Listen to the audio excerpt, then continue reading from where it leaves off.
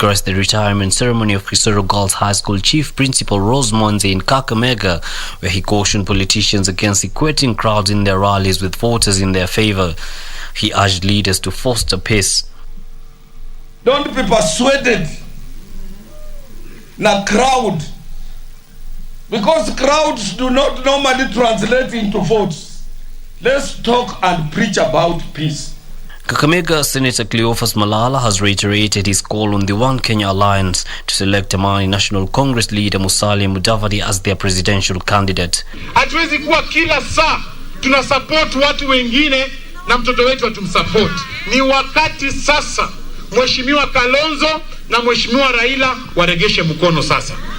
Sisi tunawaomba, the only formula that we shall accept in One Kenya Alliance ni kama Musalia atapeperusha bendera ya One Kenya Alliance. In Kisii, the endorsement of Henry Orara to vie for the Nyaribari Chache constituency seat has not gone down well with some of the members of the Botondo clan who prefer James Kenani. They claim they were not consulted in endorsing Orara. Kenani amefanya mema. Na kile nilikuwa nataka kusema, maoni haya tumekuwa naye tusimamie kama watu ambapo tuko na stand. Tusiwe tunayumba yumba tukifikiria hapa na hivi. Kama wakaazi wa Nyaribari Chache tumemwangalia na kuona maono makuu. And the New Democrats Party Deputy Leader Jimmy Kibaki wants Kenyans to elect leaders who will foster development and shun politics of fear and tribalism. If we believe in your principles as a party and as an individual, then as TND we are going to support you. Yusufar reporting for the Legends edition.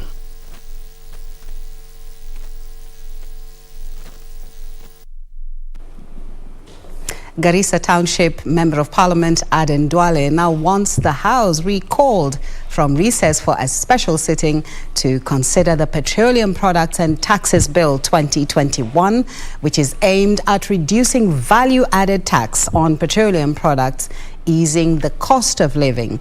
The Garissa lawmaker regretted that the bill has not been given priority despite directives by the President to the Petroleum Ministry and National Treasury to develop a framework to stabilize fuel prices. Garissa Township Member of Parliament Aden Duale now wants Parliament recalled from its 7-week recess to expedite on the Petroleum Products and Taxes Bill 2021, which is aimed at reducing VAT on petroleum products and thereby easing the cost of living. Monday, I'm writing to the Speaker to either do two things. One, the Speaker to recall the House and deal with that bill so that Kenyans can get fuel which is cheaper and reduce the cost of living. Or two, when the House resumes on the 25th of January, the first thing that the House must consider and complete and taken to the President for signature is the Petroleum Products, Taxes and Levies Bill 2021. The Garissa lawmaker regretted that the bill by the Departmental Committee on Finance has not been given priority despite pledges by key leaders to rally Member of Parliament behind the bill to reduce the cost of living to Kenyans. Duale further lamented that directives by the President in his Mashujadi speech that the Petroleum Ministry and the National Treasury develops a framework to stabilize fuel prices are yet to bear fruit. Under Article 95 of the Constitution, Parliament is under obligation to deal with matters that are of great importance to the people of Kenya. And it is very sad that our competitors, the so-called the handshake team in Parliament, are so selfish that they are only recalling the House and they are only giving priority to bills that are of value and interest to the political class. If passed, the bill will affect several proposals, with recommendations by the Gladys Wanga-led committee being among them imposition of 50,000 fine or imprisonment of 1 year or both for any person who fails to comply with the provisions of the Development Levy Order.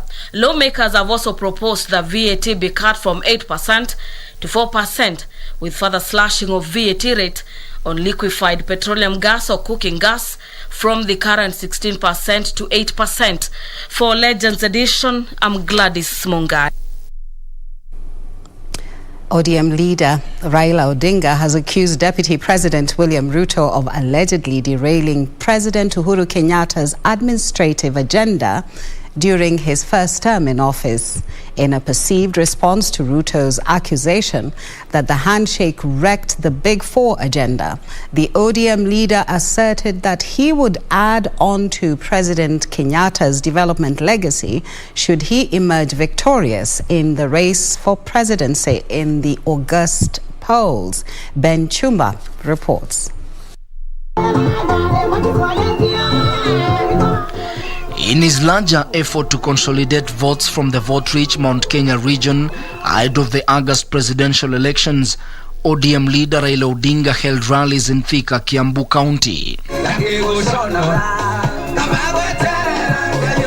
Odinga, who is taking his fifth stab at the presidency, held consultative forum with a section of Mount Kenya leaders and opinion shapers at the Mount Kenya University, who assured him of their unwavering support in his presidential bid.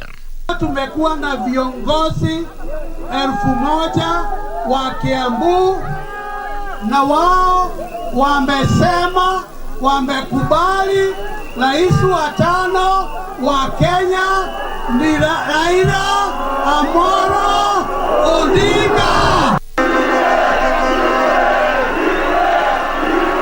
The former Prime Minister will then proceed to the Thika Green Stadium, where he accused Deputy President William Ruto of allegedly derailing President Uhuru Kenyatta's administration from performing his duties during his first term in office. Jamaa ya kutoa ahadi, kila mara ahadi, aliahidi watoto yote laptop. Hiyo laptop alileta. Aliahidi stadium kila county. Hapa Kiambu mmeona hiyo stadium? Anasema ati handshake ni usimeni. Handshake gani? Umekuwa kwa serikali miaka 8. Kazi imekushinda. Toka wacha baba onyeshe wewe vile kazi inafanya. While underscoring critical services delivered by President Kenyatta in his second term in office, Odinga asserted that he will build up on President Kenyatta's development legacy should he emerge victorious at the August polls. Thika superhighway will be the first superhighway katika Afrika Mashariki. Nilijenga sikujenga. Silijengeka. Sikafika hapa. Hata hii kutoka Kenol mpaka Marua ilichora wakati yangu. Sawa? Uhuru sasa amejenga. Uhuru amejenga. Uhuru amejenga. Tuna maaza na barabara mingi zile za maomao ambayo iko hapa naendelea. Na hakikishia nyinyi yale mradi yote Uhuru ameanza zitaendelea na chini yangu. The ODM leader, while defending his social welfare plan of giving out 6,000 shillings to the jobless to cushion them from economic hardship, dismissed DP Ruto's camp for criticizing his agenda, saying he is aware of how his government will raise the money. Hakuna pesa.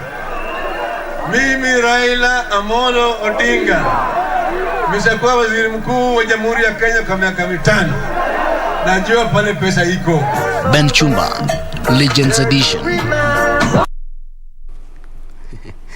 The Lamu County Security Committee has threatened to extend the curfew if citizens do not cooperate with security forces in an effort to track down terrorists who wreaked havoc in the area.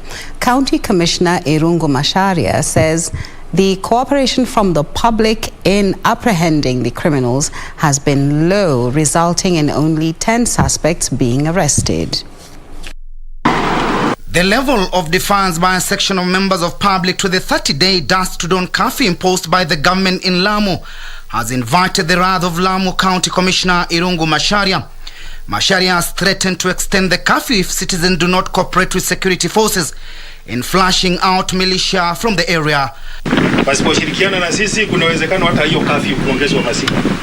So letu tunaomba tu tupate ushirikiano wa karibu sana na nyinyi ama wananchi kwa ujumla, uweze kupata hawa maadui pale hapo, tuone area yetu iko safe, tuendelee na biashara bila kawaida. Nikwambia msiposhirikiana, wananchi wasipotupatia habari, uwezekano wa kuongozwa siku za kafyu. Macharia was accompanied by other senior security officers and those who have fled their homes to return, saying security has been beefed up in the area and across the county. Sasa nataka niendelee kuhakikishia Wakenya na watu wengine wote pale walipo wanatazama hizi runinga na tasoma hizi habari kwamba Lamu kuna usalama wa kutosha. There is adequate security today and it is still a very safe destination for travel and trade. Watu wakuje kufanya biashara. The General Service Unit Commander Douglas Kanja has warned those who incite people to violence of dire consequences. Wale wana inciters. Nataka kusema hivi, we don't have space for them. Hatuna. Maneno ya incitement is unacceptable. Lamu has in recent days witnessed a surge in deadly attacks believed to be waged by Al-Shabaab terrorist group, prompting the government to impose a 30-day dusk to dawn curfew. The attacks have left 13 people dead, including 4 police officers who were killed after their vehicles hit by an explosive device. The violence cast a dark shadow on Lamu Port's development, despite assurances by the government that insecurity will not affect the viability of the facility.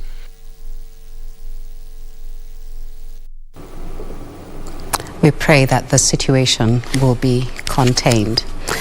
Well, moving on to matters health, Kenya on Saturday recorded 624 new COVID-19 infections out of the 7,045 samples screened over the last 24 hours, according to the data from the Ministry of Health. The figures indicating a drop in the positivity rate to 8.9%. This now pushes the cumulative positive cases to 317,324 out of the over 3.1 million samples tested so far. The number of fatalities rose to 5,488 after 6 more deaths were recorded, all being late reports after conducting facility record audits in the month of January 2022. Kenya has also recorded 1,144 recoveries from the disease, leaving some 1,059 patients still admitted in hospital. So globally, over 323 million cases have been confirmed, with over 5.5 million deaths resulting from COVID-19. And now, addressing school unrest, a school in Baringo has come up with a cultural day where students showcase their talent, bringing them closer to the school administration. The move, the school hopes, will help curb indiscipline and unruly behavior among learners in the wake of the recent school unrest witnessed in several parts of the country. The country had been grappling with a wave of school unrest that saw learning interrupted and property destroyed. Schools are now devising unique ways of bringing learners closer to the administration and address the issues they may be facing. Ruth Kiptui Kasok, a girls' school in Baringo North, has set aside a day for students to participate in activities such as dancing, cooking competitions, folk and cultural songs, poems, modeling, among others. In this year's competition, Adriana Gloria, a Form 1 student, emerged the winner of the modeling competition, a title that comes with gifts, including payment of school fees and school uniform. It is a chance to showcase my talent, my passion, what is deep inside. Just to remove it and show it to everyone, and to also show people that you can make it, you can do it, if you believe in yourself and if you also trust God. The school's administration says that such initiatives play a key role in harnessing talent, while at the same time improving the relationship between learners and teachers.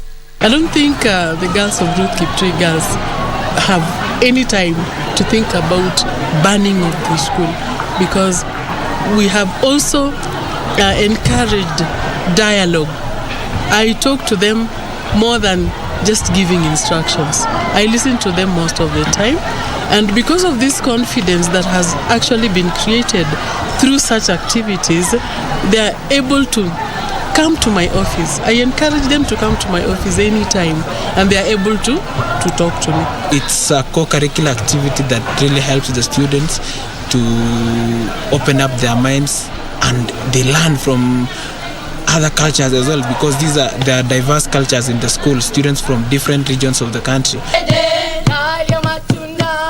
Nancy Okware, Legends Edition. Thank you, Nancy. We pray that more schools are going to adopt that exercise. Property worth millions of shillings was Saturday morning destroyed after fire razed a building housing several government department offices in Murang'a County. Locals say the fire broke out around 4:30 a.m., burning down an office block housing departments of youth, sports, culture, social services, adult education, Women Enterprise Fund, and National Council for Persons with Disabilities. This story and more in our County News Roundup. The early morning inferno is said to have started at the Office of Adult Education, then spread to other offices before the County Fire Brigade responded. Locals who rushed to the scene were forced to break the doors of government vehicles which were parked near the offices in order to push them a distance from the burning building. Vile moto ilikuwa mingi na kila kitu hapo, kulikuwa na bikes, kulikuwa na uniform, kulikuwa na machine. Ilitubidi tukate moto mara moja, na tukakata hiyo moto, tukakata mpaka office ya social department, na ikaisha mpaka hapo, nayo maji kwa bahati mbaya ikaisha. Tulipoangalia ile hydrant inakuanga poster, tukakuta already ishatolewa, kabidi gari ziende maji kutoka kwa station. Elsewhere, residents of Tharaka Nithi County have been asked to maintain peace as it is paramount during these campaign periods. Chairman of Council of Elders in Tharaka Nithi County, Motegi Kiongo, called on political leaders to be ambassadors of peace and not divide the populace along ethnic lines. Kama msiajuricheke, ningeimisha na ningeuliza, tafadhali watu wa siasa wakae kando. Wananchi wako na jukumu kubwa sana, wasije kupiganisha watu. Meanwhile, in Kitale, as the world and Kenya continue to fight the COVID-19 disease, members of the Seventh-day Adventists in Kitale are calling on the government to stop pushing for mandatory vaccination among Kenyans, claiming it is contrary to their beliefs. Unasema kwamba mambo ya chanjo hayasaidii na hayana msingi mzuri kwa wale watu ambao wanamwamini Kristo, na tena si mpango ambao unaweza saidia wanadamu katika ulimwengu huu. More than 100 members of the church have been protesting against the COVID vaccine while urging other Kenyans who believe in God to boycott the vaccine, claiming it is unsafe. And finally, a section of women drawn from Kajiado County have raised concerns over what they claim is delays by the justice system over cases involving women's rights violations, as well as alleged police officers' involvement in bungling cases reported by women in police stations. They now want the gender-based desk at police stations manned by a well-trained female officer on matters pertaining to women and their rights. Kwa sababu issues za gender desk mara nyingi sana huwa zinataka evidence. Sasa unakuja pale, hata kama ameenda kureport, evidence haipatikani sana, na hata ikipelekwa kwenye mahakama mara nyingi huwa zinapotea, na ikipotea unakuta yule mama pia anachoka, and most of the time hawa mama pia hawana fedha, na mara nyingi pia hizi cases ukishaingia inahitaji fedha. Jacqueline Masharia for Legends Edition. Well, thank you, Jacqueline. Of course, our sign language interpreter is Byron Aburi. And Topi Liambila, of course, is lining up for the sports desk, and he's filled to the rafters with stories just for you. Don't go away.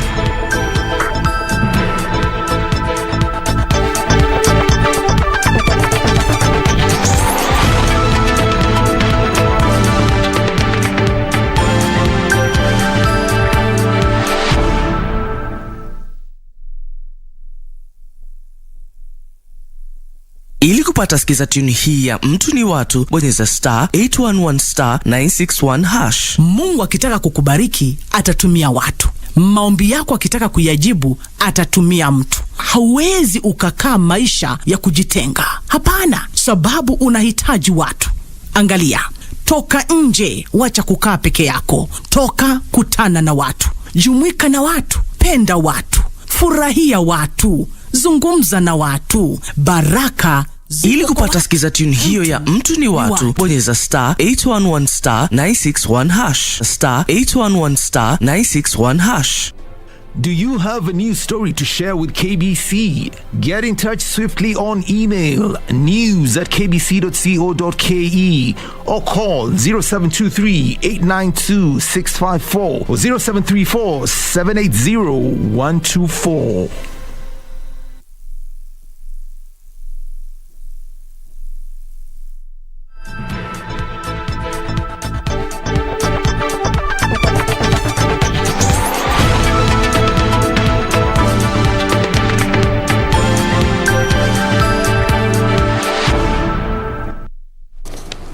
Welcome back. The seven bearded sisters is a phrase that the late former Attorney General Charles Njonjo coined in reference to 7 youthful members of parliament who were critics of the government of the late President Daniel Arap Moi. In History in Perspective tonight, 3 of the 7 bearded sisters reflect on their relationship with Charles Njonjo.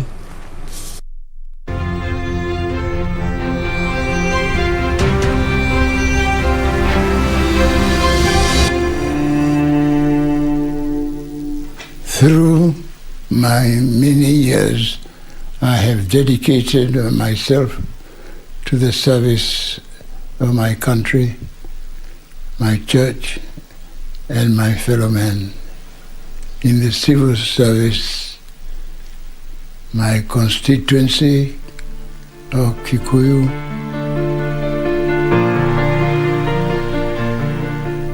billowing white smoke, perhaps signifying eternal consensus between us all and the giver of the same. The smoke rising from the burning of flesh and bones, the remains of the first Attorney General of independent Kenya. Charles Mugabe Njonjo's journey on earth just ended after 101 years.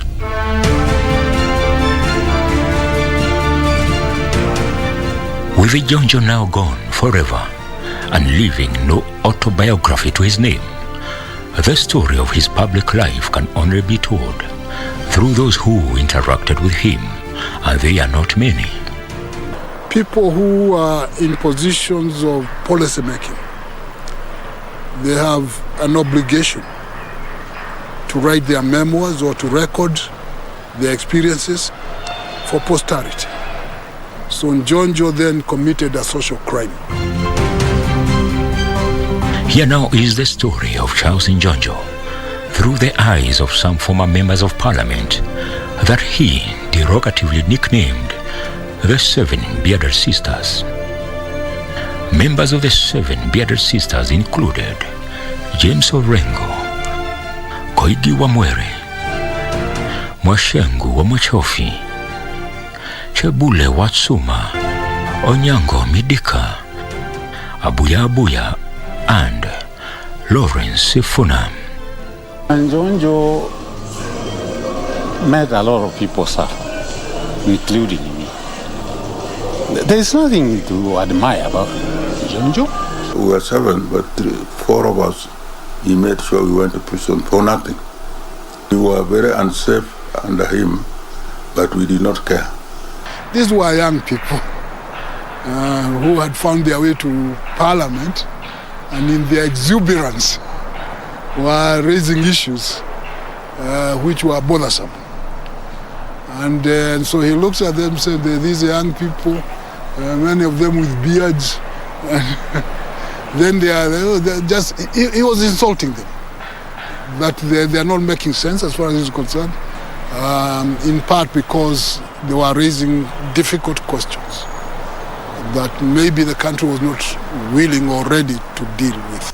Ilikuwa ni njia yake tu ya kudharau hata vile wale walikuwa na they had a high opinion of us, hakutaka yeye.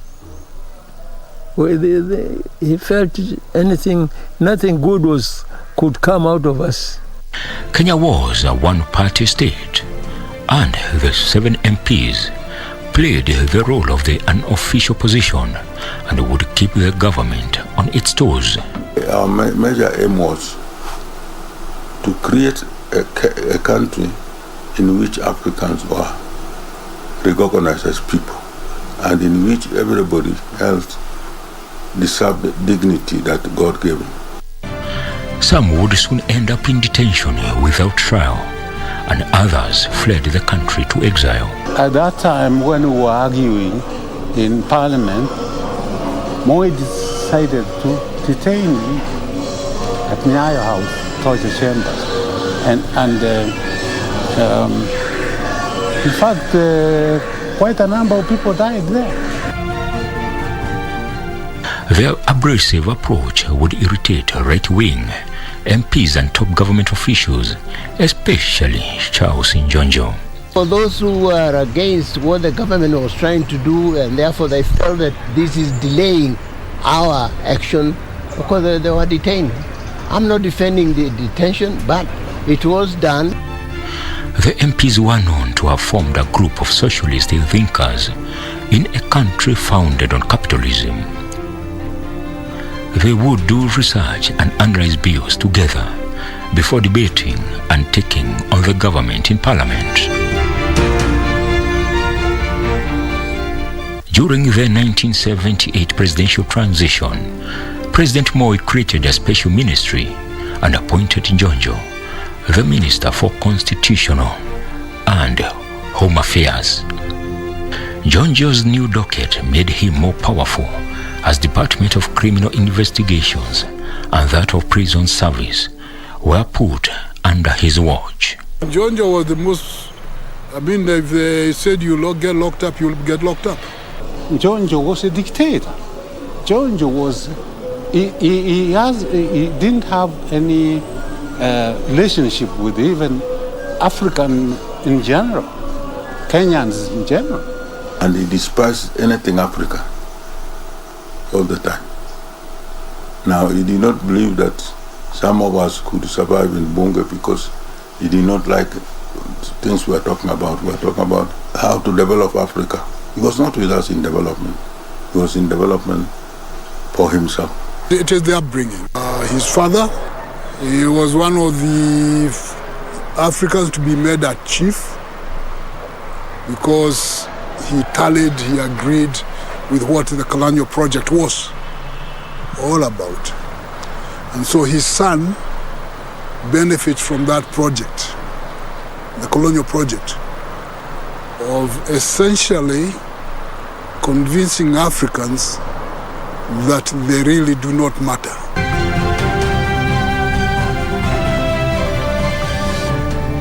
The 7 bearded sisters would be credited with laying a strong foundation for the second liberation struggle that culminated in the restoration of democracy in 1992. Of the 7, only James Orengo, now the Senator of Siaya County and the minority leader in the Senate, remains politically active and outspoken, as he has not lost his firebrand politics yet. For History in Perspective, I am Gashoka Kingori.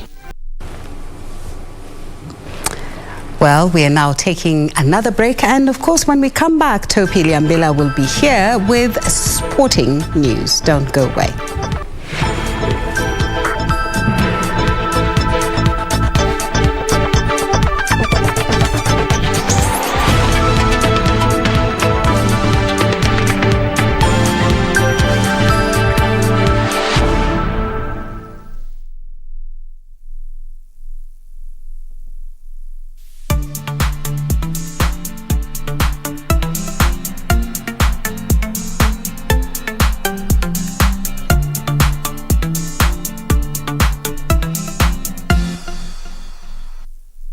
Beacon Furnitures Limited. We're local manufacturers of quality office furniture, dealers in quality office equipment like fireproof safes and cabinets. Our automated state-of-the-art factories at Henna House along Enterprise Road in Nairobi's industrial area. Our showroom is at Uniafrica House, Koinange Lane off Koinange Street. We are passionate believers in locally manufactured goods. When you and I buy locally made furniture, we impact on the livelihoods of our brothers and sisters. For orders, visit our showroom at Uniafrica House, Koinange Lane off Koinange Street. Beacon Furnitures Limited. Jenga Kenya, tupate ajira.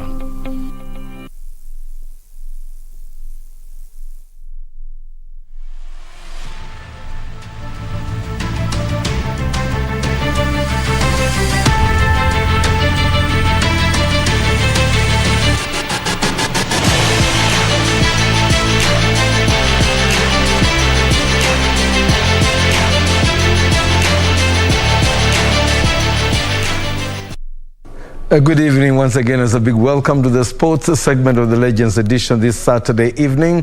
I hope that you are tuning into 2022 on a really sporting note, because we really have got plenty of action coming up, not only on this bulletin but all through the week on KBC Channel 1. Now we start off with rugby. National Rugby Sevens head coach Innocent Simiyu says the team is in tip-top shape ahead of the Spanish round of the 2021-2022 Sevens World Series slated for 21st to the 23rd January in Malaga, Spain. Shujaa will leave the country on Monday next week for the Malaga leg. Here's some of the reports. The 13-man Shujaa squad to Spain held an intense training session Saturday morning at Kasarani Stadium.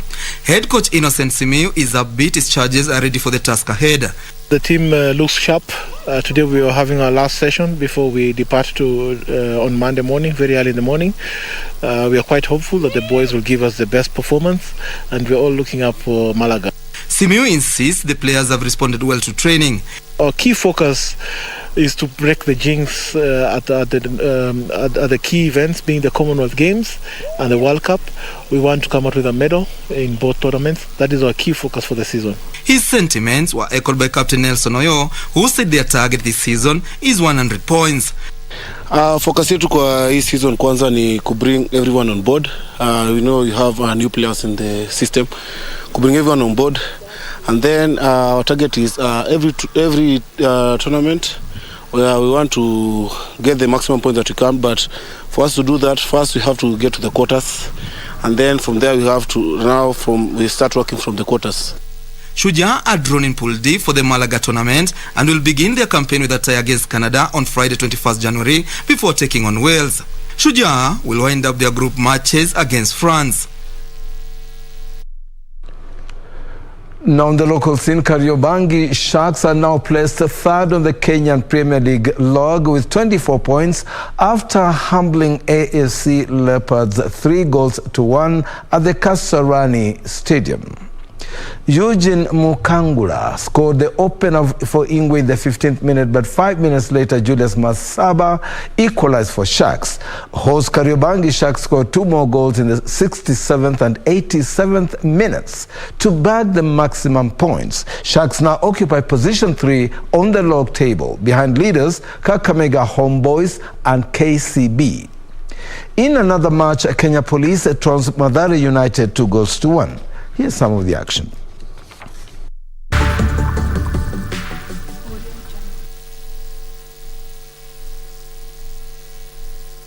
Well, not the action exactly, but I think just a graphic representation of what went on today. Now, on the African 100-meter record holder Ferdinand Omanyala has stated that he is ready to break his current record this season. Speaking after training at the Kasarani Stadium, Omanyala promised to continue flying the Kenyan flag high when he leaves the country next month for international assignments. Mwendwa with a report.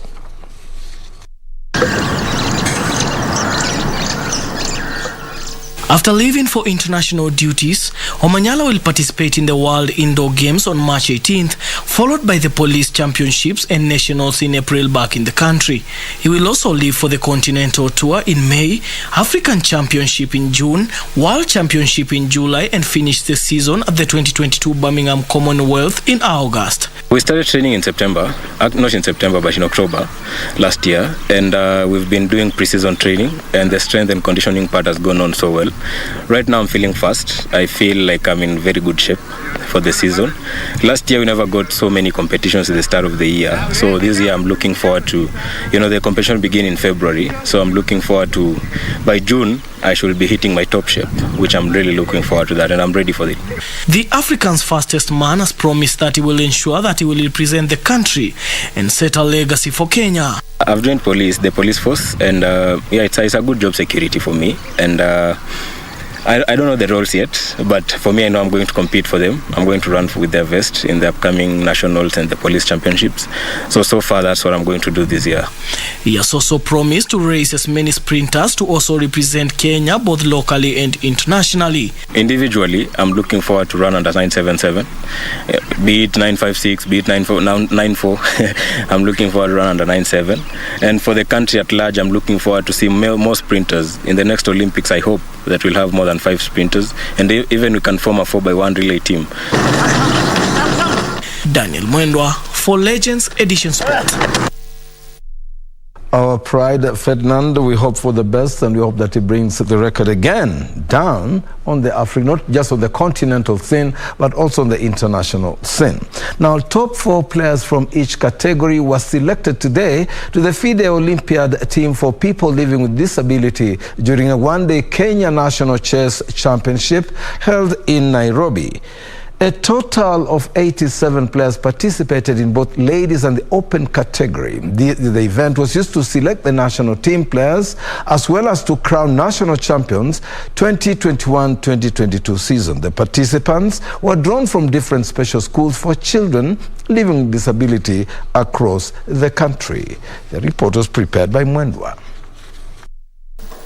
My kids are kids who have dyslexia, and students who have dyslexia don't have any intellectual challenge. What they have is a learning difficulty, so they are not able to comprehend text easily. But in terms of intellectual ability, they are very okay. We have quite a number of interpreters who don't know how to play chess. So it's more of like a daunting task for the arbiters to find a way to liaise with the interpreters to be able to know what's happening on the board. So for arbiters who don't know how to deal with players who are there, for instance, it's hard to communicate. There's that communication barrier in between. Chess is a serious thing, and there is no fun but there is math involved. If you get confused or you forget, you do wrong calculation, then you get checkmated.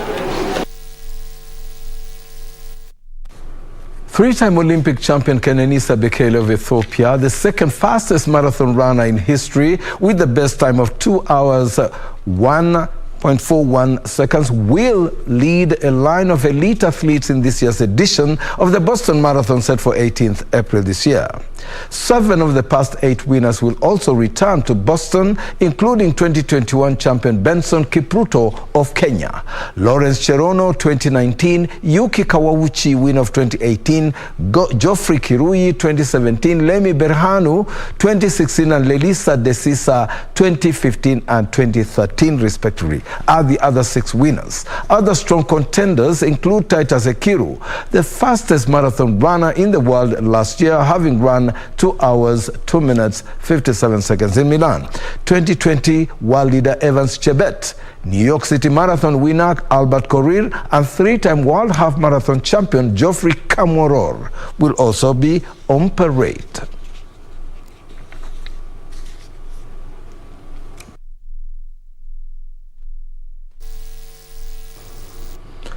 Now, Novak Djokovic will spend another night in immigration detention ahead of his appeal against the re-cancellation of his visa, which will be held on Sunday before the federal court in Australia. Djokovic returned to an immigration detention hotel in Melbourne for a second time on Saturday after visiting his lawyer's offices as he continues to fight against deportation from Australia. After a late-night hearing on Friday, following the decision of Immigration Minister Alex Hawke to cancel Djokovic's visa a second time on the grounds of health and good order, a brief procedural hearing was held on Saturday morning. Djokovic was engaged in a legal dispute with the Australian government over his right to remain in the country despite not being vaccinated against the COVID-19 virus. Was expected to be detained on Saturday per an agreement made on Friday by the representatives. The scheduling of the hearing for Sunday means the sub retains hope of beginning the defense of his Australian Open title on Monday.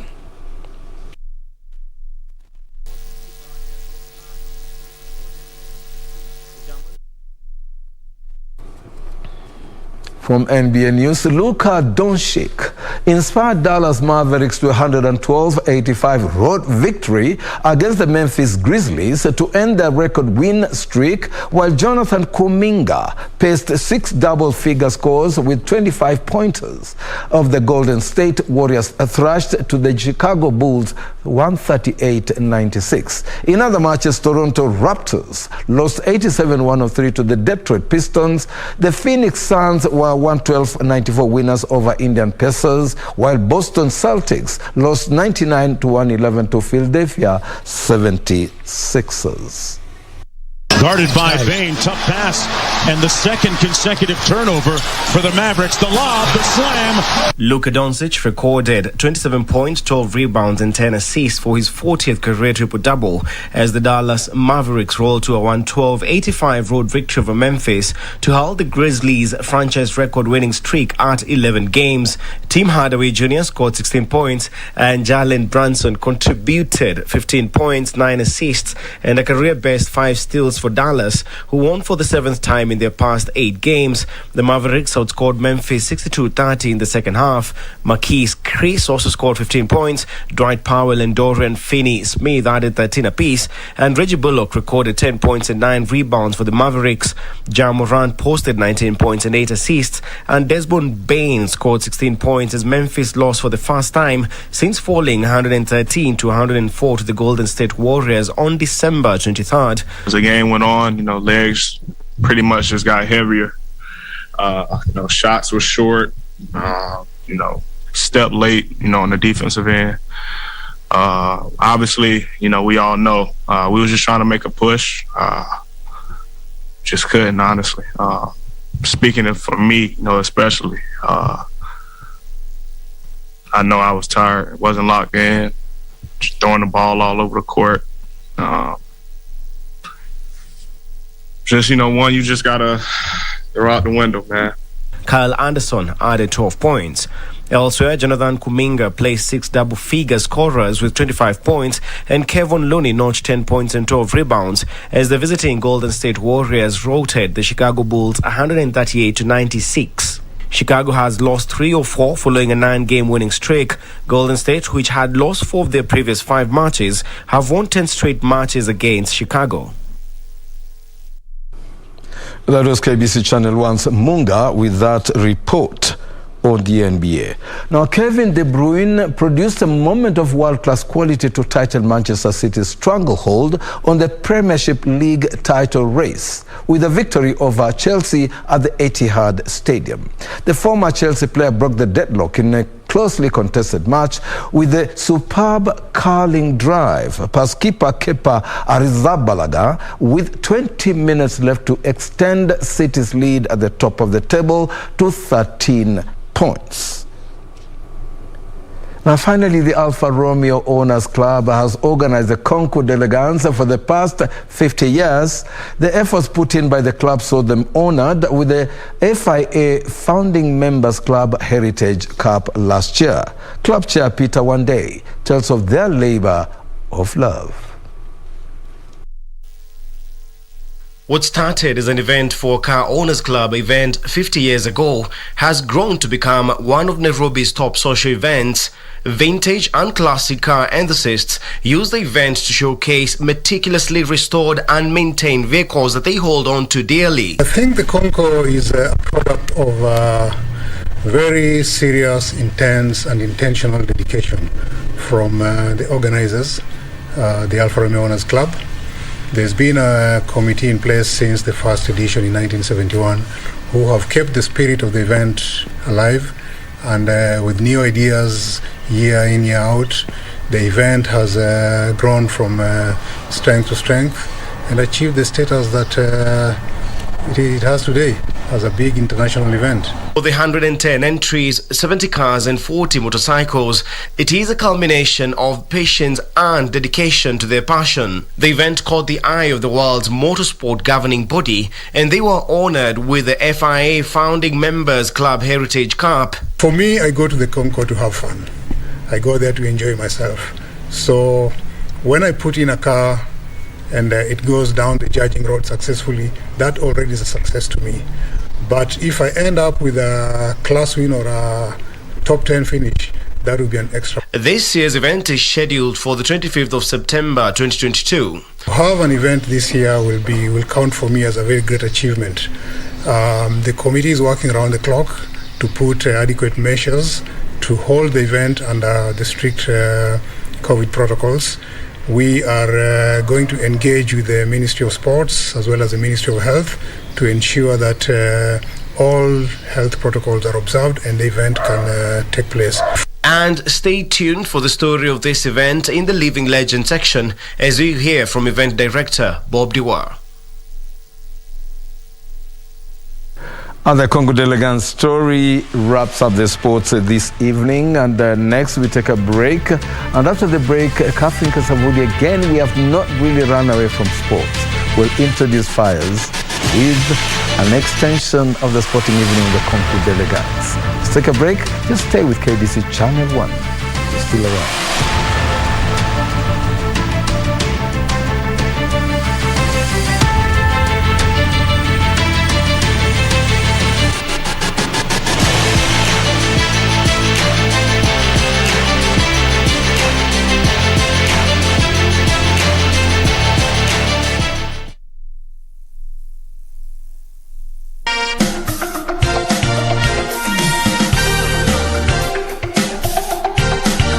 Goal setting is not just about a short-term period like 1 year. Goal setting is also about thinking about yourself, the company you work for, the village, your country. How do we adjust ourselves as quickly? With COVID even, it was almost every day. Instant. Every year. So between 2030 and 2050, the world will have changed so fundamentally in the way we have always known. How does one come up with the New Year resolutions and make sure that you actually stick to that plan? It means I have to change what I do, okay?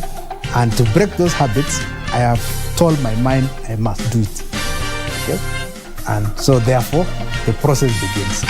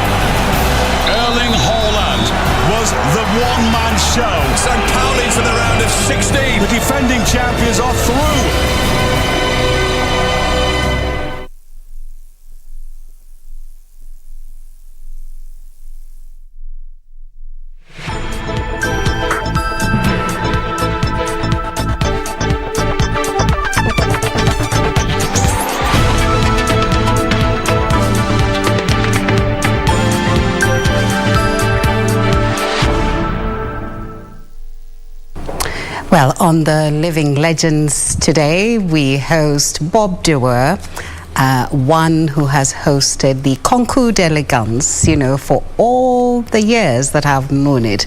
And well, recently he was recognized for his efforts and contribution to the motoring industry. Here he is.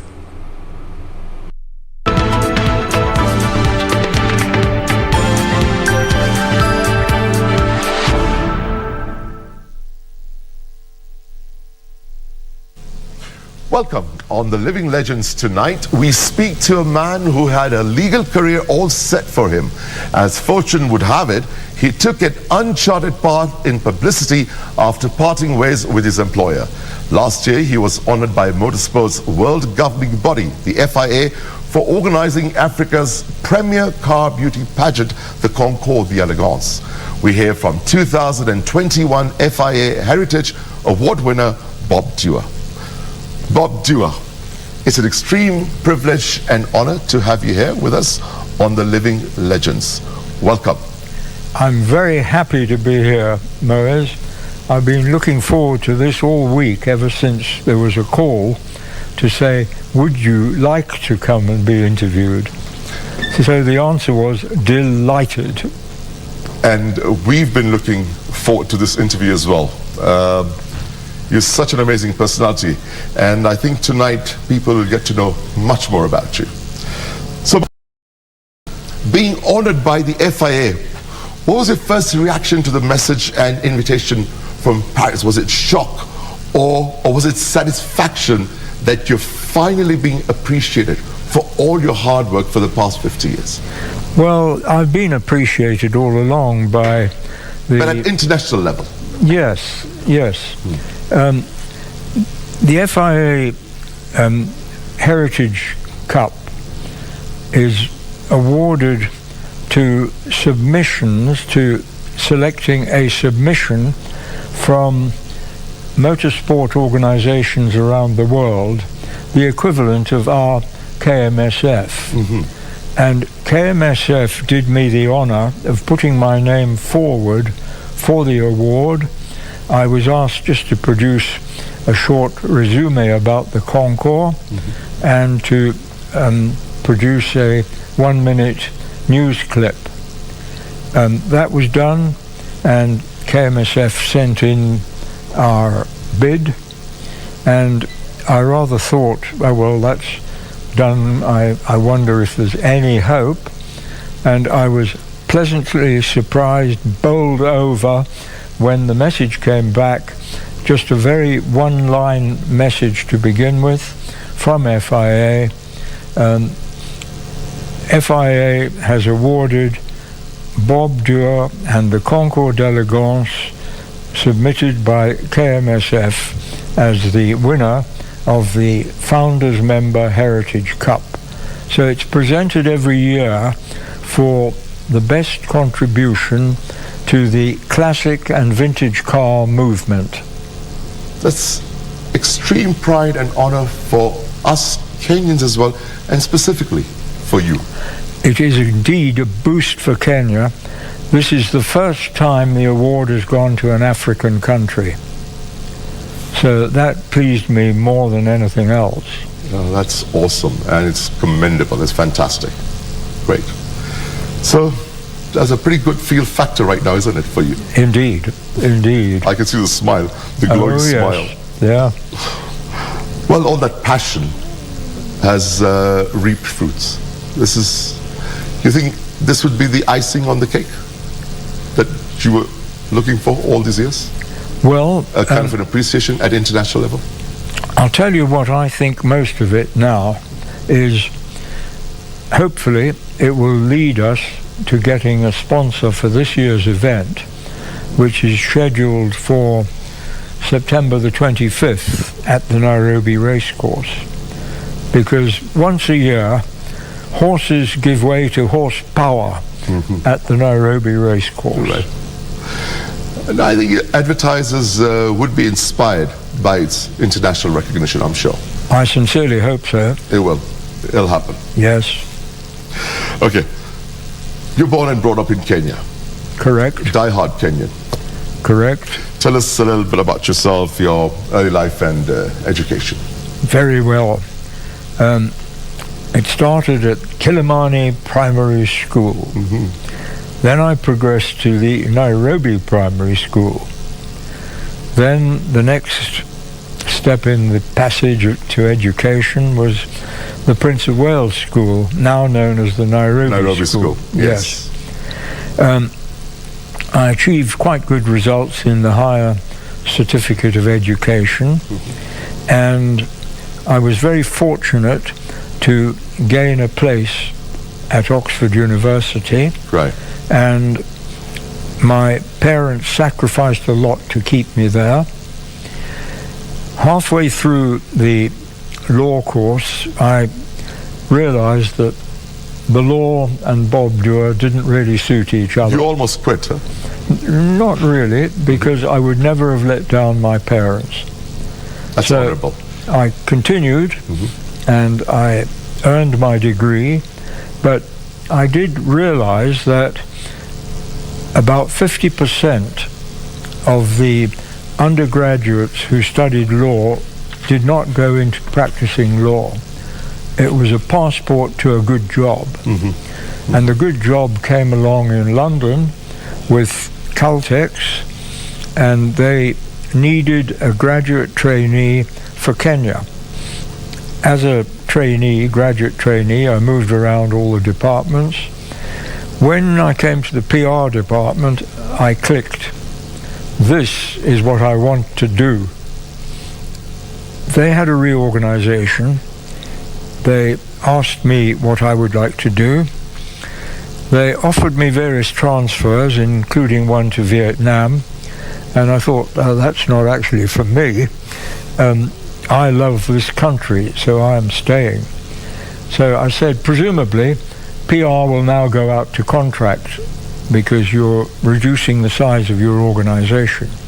And they said, yes. So I said, okay, pay me out, give me the contract, and that's where the PR agency started. So that was in 1969? Correct. When you formed Bob Dewar Publicity? Yes. There I was with one contract, Caltex. Those were the pioneering days for PR in Kenya. Right. It was quite a new thing, but it soon became fashionable. And having started a one-man show in the corner of an advertising agency owned by friends of mine with my portable typewriter, and I would type releases out and walk around the town to deliver to the Nation and the Standard and so on. Gradually I acquired other clients and the reputation grew, and I started taking on staff and obtained my own office space. But that time of walking around the town to deliver news releases just taught me that office messengers and clerks have their difficulties and they do a vital job in the link. I've always appreciated the messenger grades, the clerical grades, for what they do. Let's go to your passion. And your passion was to conquer the other gods. Indeed. You're one of the founding members. Okay, tell us about how this idea was conceived and the first event. 50 years ago, I was the PR agent for the Alfa Romeo dealer. And I linked with Alfa Romeo in Italy and Britain to talk about clubs and do they benefit the dealer. And they said most certainly they do. They help to maintain the price and the attractiveness of a brand. So my client agreed that we should try to form an Alfa Romeo owners club. And he liked the idea because he just sold his 100th Alfa. Okay. So he said, look, I'll lay on a little party at the Norfolk Hotel on the terrace, and we'll invite all the owners and potential owners and just mingle and talk and see if there's a bit of a reaction. There was an amazing reaction. It was quite spontaneous, and immediately there was a temporary committee ready to submit to the Registrar of Societies to form the Alfa Romeo Owners Club. When it came to the first anniversary approaching, we thought of how are we going to celebrate the first anniversary. I'd heard of the big concours d'elegance in Pebble Beach, California, and we held the first Concours d'Elegance limited to Alfa Romeo owners and Alfa Romeo cars. It was quite amazing. It had a magic of its own. It developed. And everybody said, "Hey, Bob, can we have 2 of these in a year?" And I said, "Hang on, there's a bit of work behind this." Let's take it easy. Annual event. So it was an annual event for a few years, just for Alfa Romeo owners only.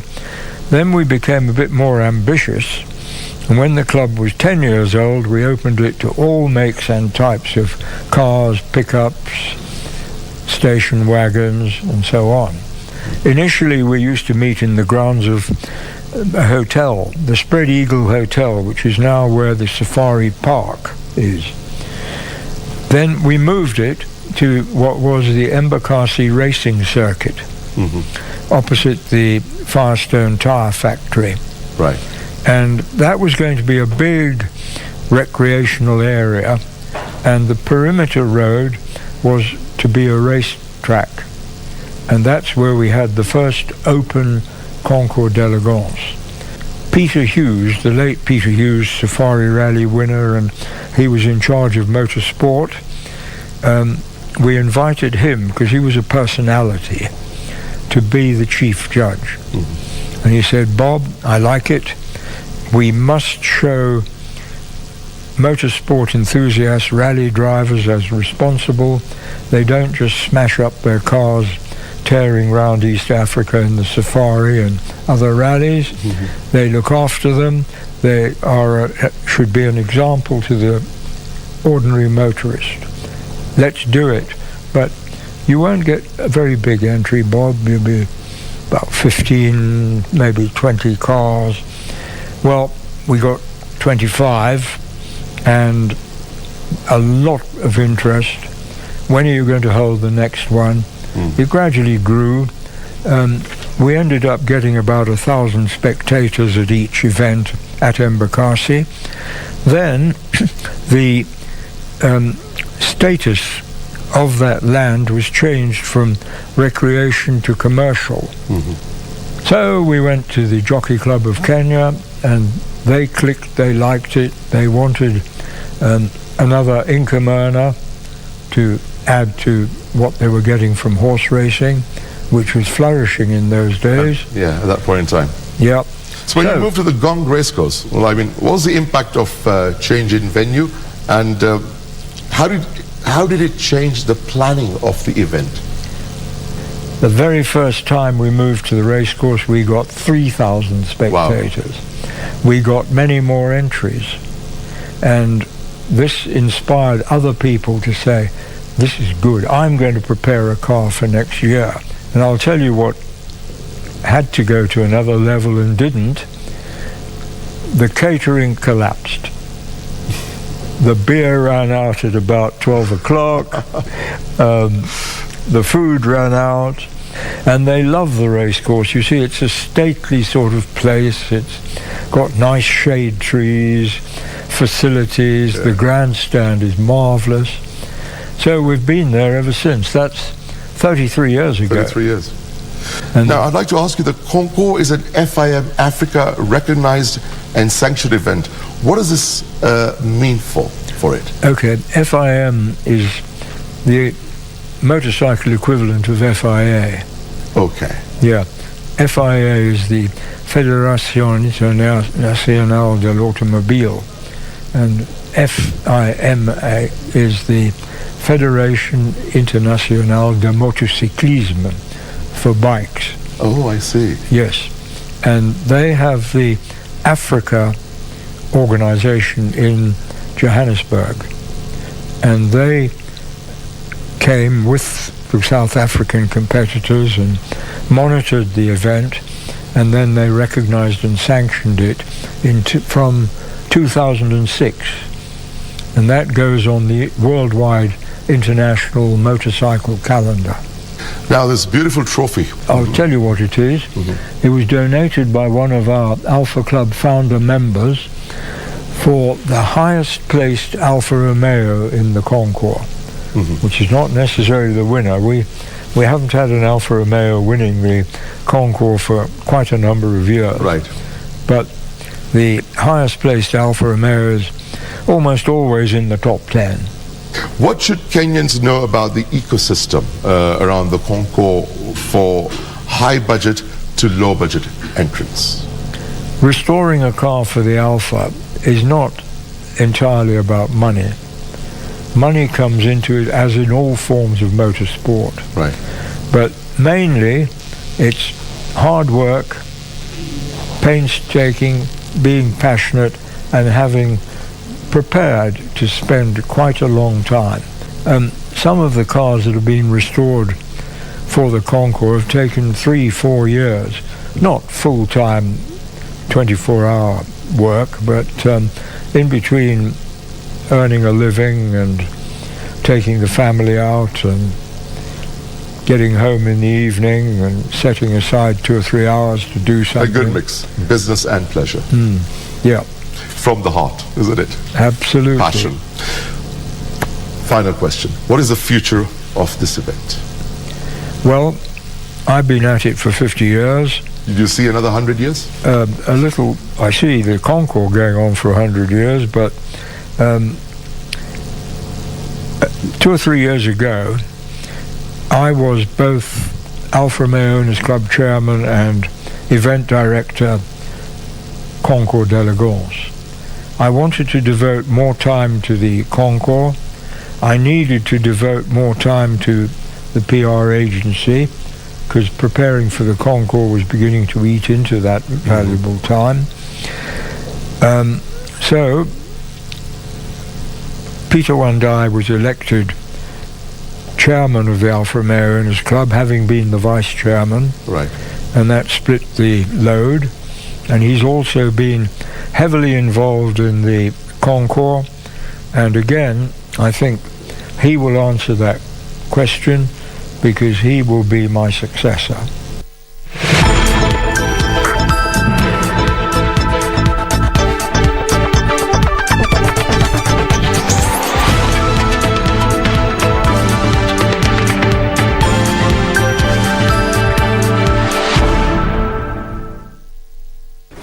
I'm good.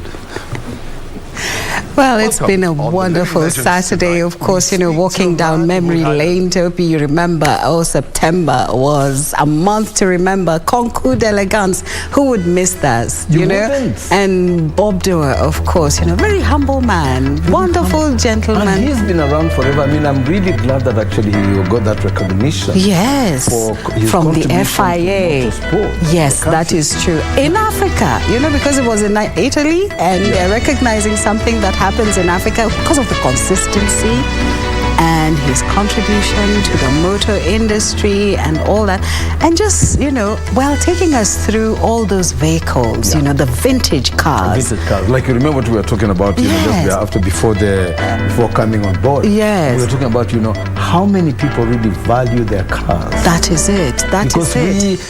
When immediately you finish with the car, you get another one, you dump the other one, you crash it. Exactly. But people go out of their way to preserve.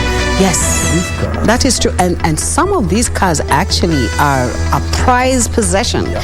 They are your memorabilia. And oftentimes, especially the older cars, you now see people are making money out of them, out of weddings. Exactly. They look so beautiful. You can't see anyone with... Even like weddings actually specifically. Yes.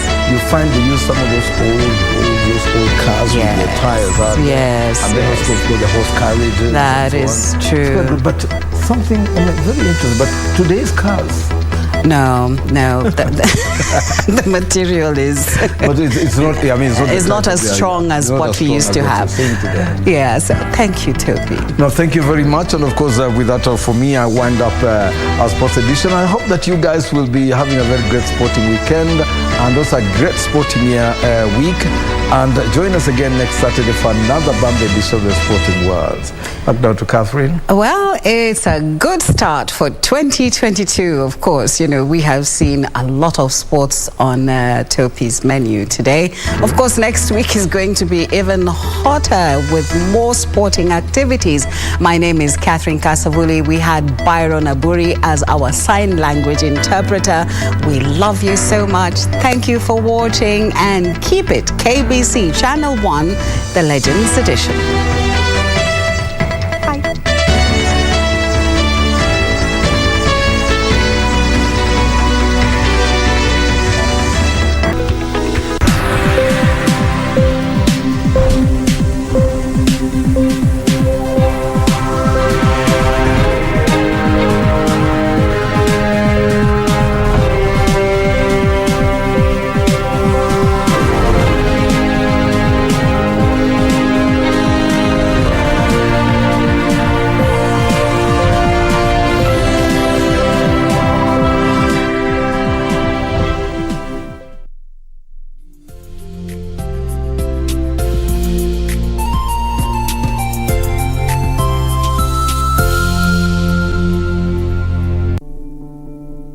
Tusirudi nyuma kwa mipaka na nchi kufungwa. Tusirudi kwa biashara na shule kufungwa. Kwa kutoweza kukutana. Kwa kutengana na tuwapendao. Tusirudi nyuma. Na kuhitaji unikinge, pata chanjo. Ili tuendelee na maisha vizuri. Na kuhitaji unikinge, pata chanjo. Na kuhitaji unikinge, pata chanjo. Na kuhitaji unikinge, Pata chanjo. na kuhitaji unikinge, pata chanjo. Ili tuendeleze maisha bora kwa ajili ya wapendao, nchi yetu na usoni wetu. Kwa ajili yetu sisi sote. Pata chanjo. Kaa chonjo. Kuhakikisha nchi yetu na uchumi wetu umestawi katika uwazi. Tusirudi nyuma.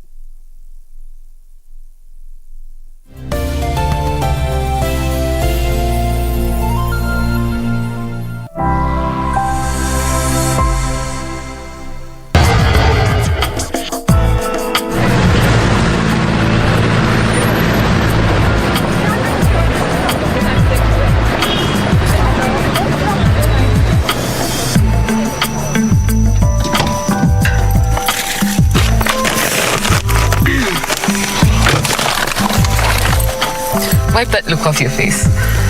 You'll never learn how to cook, will you? Why should I sweat it out when somebody else can cook and I can pay for it? So, what's the party about?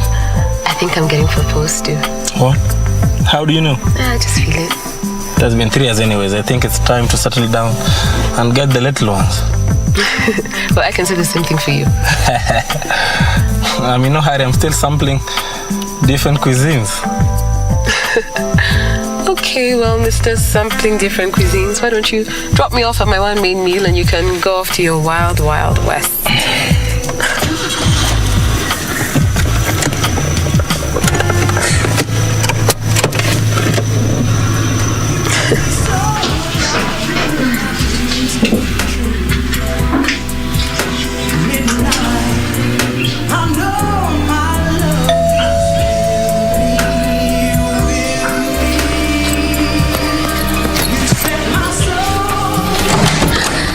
Hey, I hope you're hungry. You've cooked? No. I believe that a waiter man's heart is not through food. I tend to aim lower. Hey. So you know what? We should skip the main meal. Go straight to dessert. We have to talk.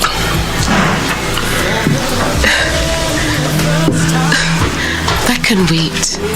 I haven't seen you in what, 2 days? I mean, that company of yours and all those work trips. That will have to change when we... Oh, look at me, my mouth is going ahead of itself. Always happens when I'm happy, excited. So you were saying? Are you okay? Babes. I've been given a job transfer, so I have to leave the country in the next 2 days. What? Leave for where? Egypt. With all the unrest there? You understand my job. World peace. Well, how long are you going for? How many months? 3 years. I don't want to stop your life, make you wait for me. 3 years is really a long time. The company can't send somebody else? It's a great job opportunity. I'm becoming a manager. I can't let that pass. Okay, I thought we were serious. We've been going on for 3 years. It's a great job opportunity. Well, you can find a better opportunity here. I mean, you're qualified. You'll have to understand. Sorry. I wasted 3 of your years. I am.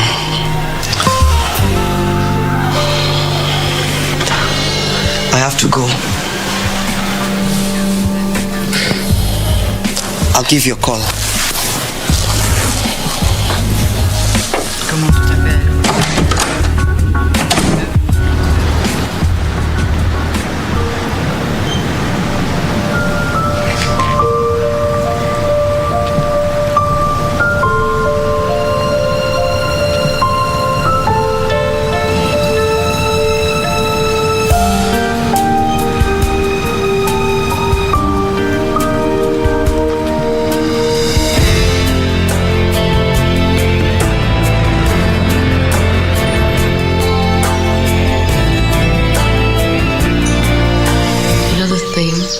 The most. The fact that he didn't even ask me, not even once, if I'd like to go with him. That's 3 years of my life just gone down the drain, just like that. Morning. Morning. Morning. What are you doing this morning about? How the two of you guys were late for family breakfast? Vion, how did it go with a client that I linked you with? I cancelled the meeting. And why did you do that? I'm not ready to go into corporate interior designing. But you're hardly doing any business on the home interior designing front. Dad, I'm doing fine. Fine? Just fine? Fine is not good enough. And Mike, how did the meeting go with the new company I sent your way? Dad, if this grilling goes on, Mike and I are going to stop coming for this Saturday family breakfasts. Perhaps we should change this topic. Sophie, when are you inviting your friend George for breakfast? Okay, I'm suddenly not hungry. I've got to go. See you soon.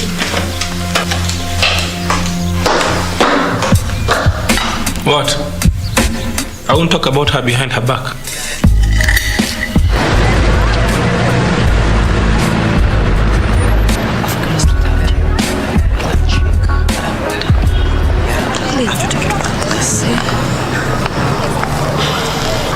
Egypt. My transfer was pushed to next month. Honey, what's going on here? Honey? I was to tell you about... About what? And who is this? My ex. Your ex? Did we even end it, or you walked out because you were going to Egypt? Sorry, Violet. It wasn't working. You know what? You don't even deserve me. Goodbye. I'm doing fine without you. Honey, let's go have some fun.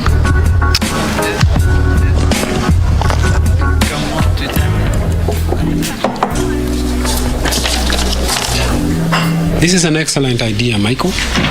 Thanks. It would be nice to start as soon as possible. Yeah, just expound to me how this taxation law is going to work in this project. Hey, Mike. Hey, I'm in the middle of a meeting. It's okay. It's fine. Hi, I'm Alex. This is Vian, my Vian. sister. Nice to meet you, Vian. Nice to meet you. If you guys will excuse me, I'll just go sit over there as you carry on with your meeting. No, come on. You join us. You know, this meeting is becoming too formal for my liking. Come on, sis. What's it?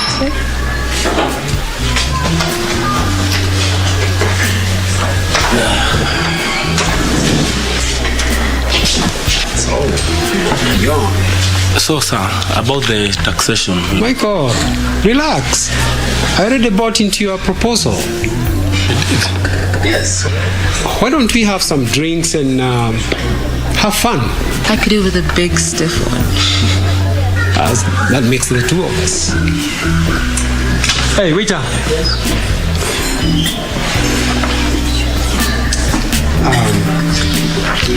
Give the lady whatever she needs. Can I get a glass?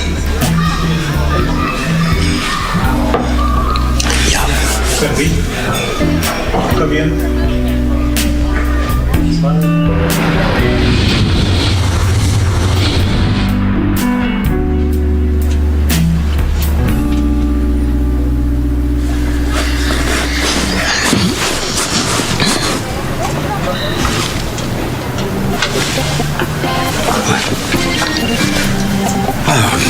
Oh no, this is not good.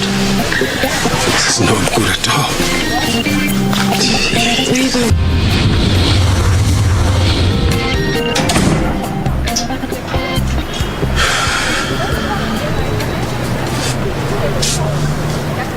V.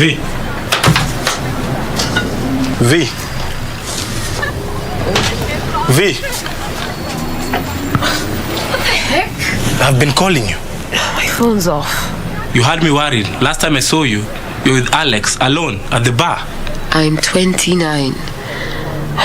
I lived in Australia for 5 years by myself, so I can look after myself. By the way, do you know he's a married man? Maybe that's exactly what I need. Married men. A quick good time with no emotional investment.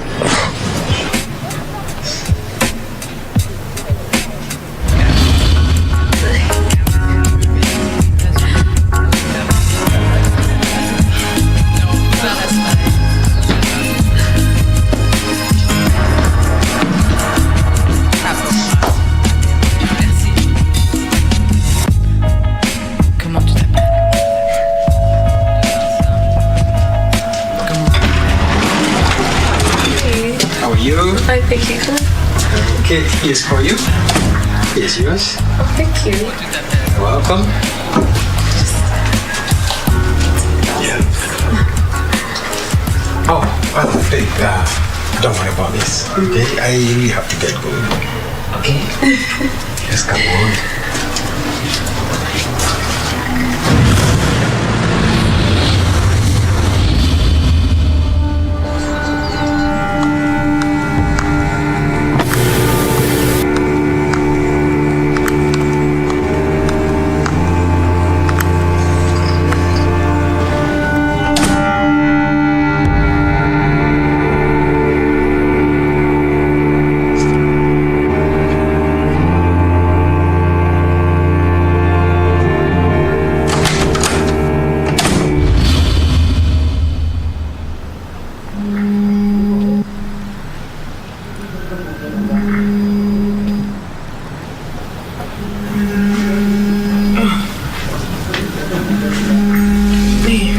Your wife is married. I told you don't have a wife. No, I don't care. Meaning? Meaning, I know you're married. I need to go. What? You're leaving? Just like that? Yeah, I don't even have your number. I don't even know your name. Aren't you going to tell me your name? Guess not.